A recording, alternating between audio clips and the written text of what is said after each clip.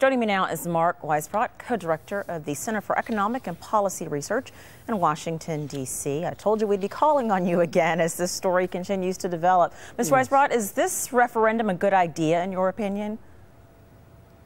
Yeah, I think it's a very good idea because, as you know, I said before, the strategy of the European authorities was really to undermine the government, both by pushing the economy back into recession, which they've already done, and also to scare people and, you know, investors, consumers, everybody into thinking that everything's going to fall apart.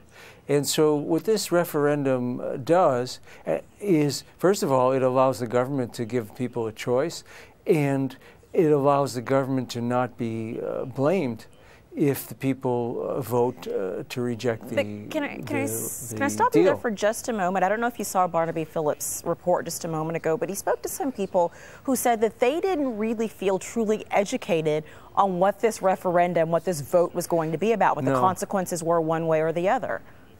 Yeah, that's the downside, and you're going to see a lot of misinformation. You already do. I mean, I see reports in the major media all the time saying that Greece will become a failed state if they, you know, leave the euro. I mean, that's ridiculous. You know, there's been financial crises, many of them, for the last 20 years. No one. But where does this one rank, though? That wasn't. Well, I think you would have you would definitely have an initial crisis. But once the financial system was stabilized, you would get a recovery. That's what's happened in all the financial crises of the last 20, 25 years.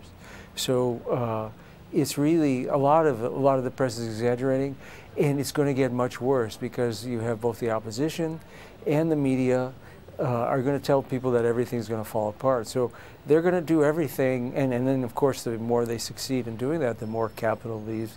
And you know, the European Central Bank, by the way, is a key player here too, and they've made some threatening noises a little bit, or at least some of the officials in the last couple of days.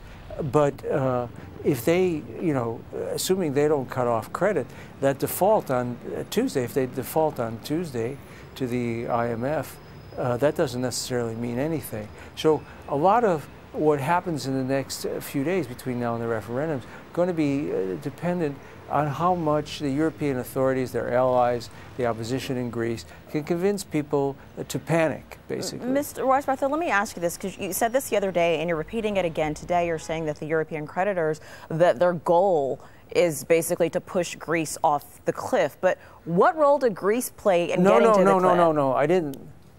No, I never said that. Their goal is the opposite. They don't want to push Greece out of the euro. They want to topple the government of Greece. Those are two completely different things. That's an important clarification, and my apologies.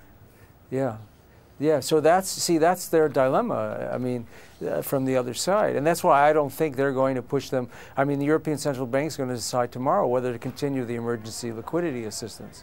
And I think they probably will continue it because they don't want to collapse the banking system now and force them out of the euro, especially when they don't even know which way the referendum is going to go. Okay. So I don't think it's near a Grexit yet, despite a lot of, again, a lot of brinkmanship and a lot of press reports saying that they're on the edge of leaving the euro. Okay, so right now, July 5th is the date we are looking for that referendum. The technical deadline is June 30th, so really a long week ahead. Mark Wiesbrot, thank you for your insight.